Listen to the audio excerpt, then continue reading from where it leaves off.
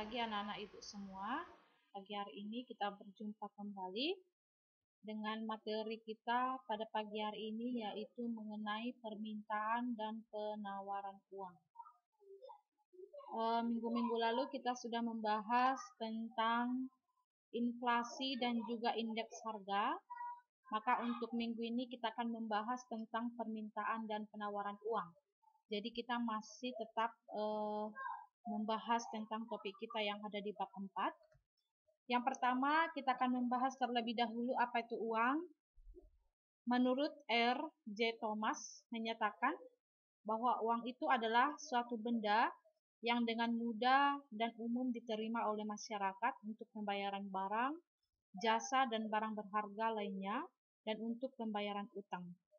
Menurut Sir Dennis Holmes Robertson menyatakan, uang itu adalah sesuatu yang bisa diterima dalam pembayaran untuk mendapatkan barang.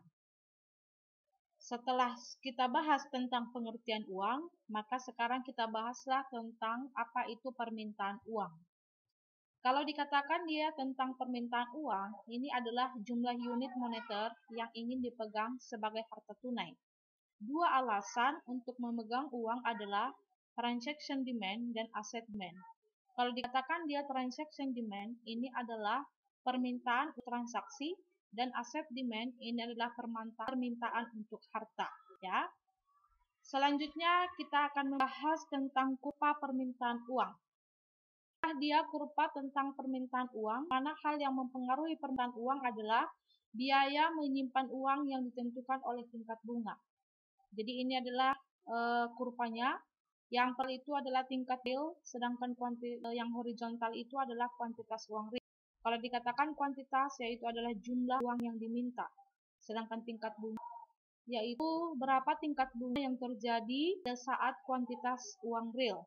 Artinya, semakin tinggi tingkat bunga real, maka kuantitas uang juga akan semakin rendah. Jadi itu kalau pinjaman, tapi untuk menabung, semakin tinggi bunga realnya, maka kuantitas uang real juga akan semakin tinggi. Seperti itu ya.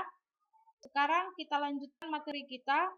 Jadi kurva permintaan ini memiliki slope negatif, yaitu karena jika bunga meningkat, permintaan uang akan turun, dan juga sebaliknya, yaitu jika tingkat bunga menurun, maka permintaan uang akan naik.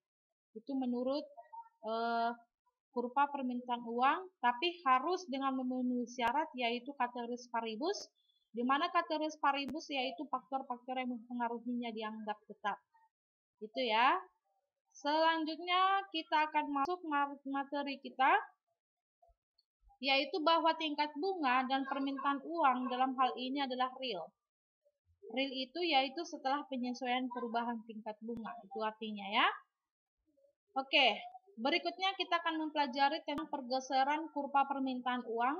Setelah dia pergeseran permintaan uang, selain tingkat bunga real, ada faktor yang dapat menggeser kurva permintaan ke kanan atau ke kiri. Faktor-faktor tersebut antara lain nilai kekayaan masyarakat dan perubahan pendapatan nasional. Kedua faktor tersebut berhubungan positif dengan permintaan uang. Artinya, ya di MD3 itu atau di MD1 itulah titik keseimbangan yang pertama untuk yang namanya permintaan uang. Tetapi ketika pendapatan naik dan tingkat bunga juga naik, maka akan membangun satu titik keseimbangan yang kedua. Ya, titik keseimbangan yang kedua itu adalah MD2. Sedangkan jikalau turun pendapatan nasional ataupun tingkat bunga realnya turun, maka titik keseimbangannya akan ke bawah sebelah kiri, yaitu MD3, dan inilah yang disebut dengan pergeseran kurva permintaan baik ke kanan ataupun ke kiri. Artinya di sini, jika permintaan ke kanan, maka pendapatan nasional dan tingkat bunga nasional juga akan naik. Sedangkan jika ke kiri atau ke bawah, maka pendapatan nasional itu turun dan tingkat bunga juga akan turun, seperti itu. Baiklah, kita lanjutkan yang berikutnya mengenai kurva penawaran uang. Oke. Ada permintaan, ada juga penawaran. Biasanya penawaran ini berasal dari si bank ya, sedangkan permintaan itu berasal dari masyarakat. Kurva penawaran uang memiliki slope positif karena berhubungan positif dengan tingkat bunga real. Dengan kata lain, harus memenuhi ceteris paribus. Ceteris paribus itu adalah faktor-faktor yang mempengaruhi dianggap tetap. Jadi bisa kita lihat di situ kurvanya, di mana tingkat bunga real ya yang vertikal, sedangkan yang horizontal itu adalah kuantitas uang real. Kita lihat slope positif. Slope positif itu bergerak dari kiri bawah ke kanan atas, ya. Dimana ketika tingkat bunga, misalkan itu 5, maka kuantitasnya juga 5. Sedangkan untuk kalau 10 tingkat bunganya, maka kuantitasnya juga naik jadi 10. Itulah dia yang dinamakan dengan positif. Artinya tingkat bunga naik, kuantitas uang realnya juga naik. Oke, dan inilah dia tingkat bunga. Tapi dalam kenyataannya, kurva penawaran uang berbentuk tegak, lurus, karena penawaran uang diatur oleh Bank Indonesia. Ini kenyataannya ya, karena kita diatur oleh undang-undang dalam hal membuat tingkat bunga dan juga dalam hal jumlah uang yang beredar. Karena kalau kita tahu, kalau banyak jumlah uang beredar, maka suatu negara itu akan mengalami inflasi, yaitu ya. Oke, kita lanjutkan yang berikutnya tentang penawaran uang. Apa itu penawaran uang? Jadi penawaran uang itu adalah jumlah uang yang tersedia dalam suatu perekonomian. Penawaran uang adalah tugas Bank Indonesia yang dilaksanakan melalui kebijakan moneter. Kalau dikatakan kebijakan moneter, itu adalah kebijakan yang mengatur tingkat suku bunga, ya, bukan kebijakan yang mengatur jumlah uang yang beredar. Maaf ya. Oke, inilah rumusnya. Penawaran uang rumusnya itu L. L sama dengan M1 tambah M2 tambah M3 tambah new money.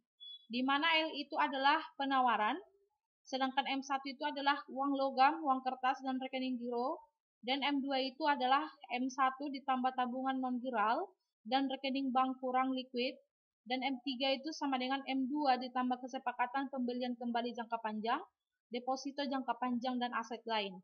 Sedangkan new money yaitu adalah kekayaan bentuk lain yang dikonversikan dalam bentuk liquid, misalnya obligasi Bank Indonesia. Inilah dia tentang penawaran uang. Jadi ibu ulangi sekali lagi, penawaran uang itu rumusnya sama dengan L sama dengan M1 tambah M2 tambah M3 ditambah dengan new money. Oke, baik. Selanjutnya kita akan melanjutkan materi kita berikutnya tentang pergeseran kurva penawaran uang. Faktor yang dapat mempengaruhi pergeseran penawaran uang adalah inflasi, ya, sehingga pemerintah menurunkan jumlah uang beredar. Kalau dikatakan inflasi, ya, inflasi itu adalah naiknya harga-harga barang. Kenapa naik harga-harga barang? Karena banyak jumlah uang yang beredar.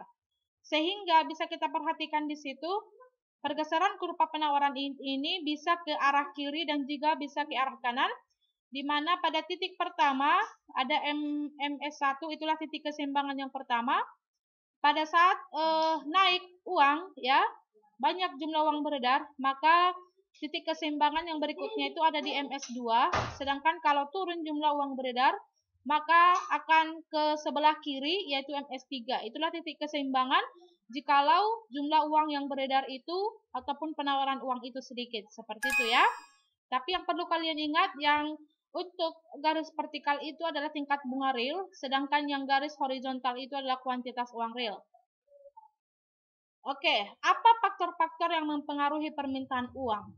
Faktornya itu pasti kita semua tahu.